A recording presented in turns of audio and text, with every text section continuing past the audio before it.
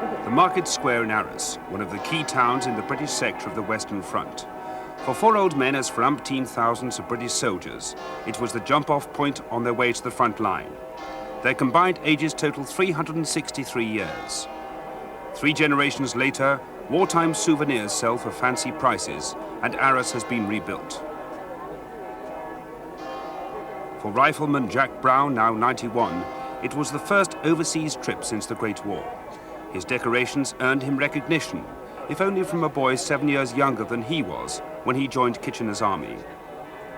Lieutenant Fred Beadle is only 88, and from Arras he directed artillery fire. Private Leonard Baldwin is 95.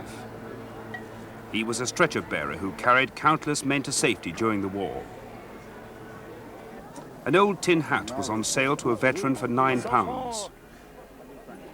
Serjeant Bill Hay of the Royal Scots, and aged 89, found it fitted more easily on the head of a young French volunteer.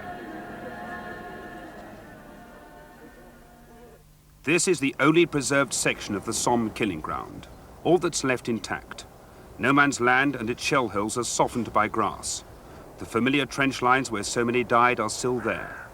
Britain suffered 420,000 casualties. France, 195,000 casualties. And Germany, 650,000 casualties. Most of the Somme trenches have now vanished into ploughed fields. Local villages have been rebuilt and are once again home to French farmers, yet every step today once cost hundreds of lives. The distance this car travels in 14 seconds took 10 days and 10,000 casualties in 1916.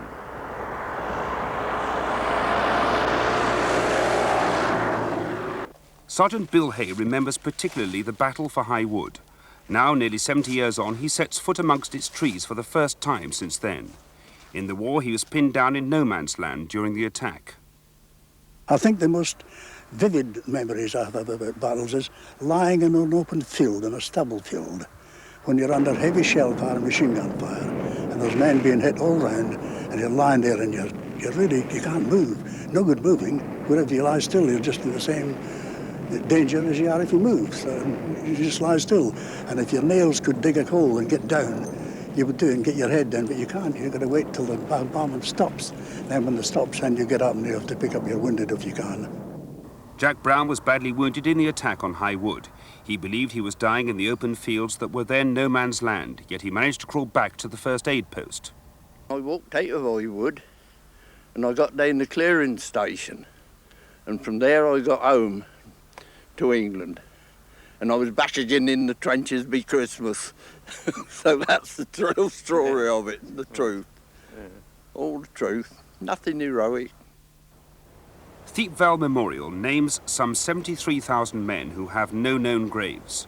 No other region of Europe has so many war memorials and cemeteries. Private Leonard Baldwin, as a stretcher bearer, tried to save some of their lives. We had to carry wounded on duck boards for several miles in the pitch black, and walking wounded. If they slipped off the duck boards, they slipped in a hole full of mud and water and got drowned because they hadn't got the strength to crawl out. And we hadn't got time of that to help them out. But there was hundreds drowned in mud and water. At what they knew as Crucifix Corner, the battered cross still stands. To the British Tommy, it was a dreadful landmark in the battlefield. From here, Lieutenant Fred Beadle witnessed a famous and bloody attack. Up the valley, there was a large valley, and I could see the horsemen approaching. They were Indian cavalry with lances flying, pennants flying, going down into the valley. And as they went, the Germans were on the ridge with machine guns, and they simply were slaughtering these poor horsemen and in the valley there. It was terrible. I've never seen anything like it. The 4 veterans chose to carry their memories to a small cairn on the edge of High Wood. There they remembered their friends of 68 years ago, probably the last time these 4 survivors will return to the Somme battlefield.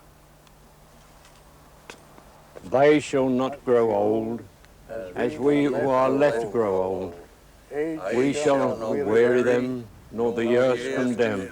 At the going down of the sun, And in the morning, we will remember them. Soon, only the cemeteries will be left to remind us of the carnage of the Great War. Keith Hatfield, News at 1, the Somme. Keith Hatfield, ITN, the Somme. Keith Hatfield, News at 10, the Somme.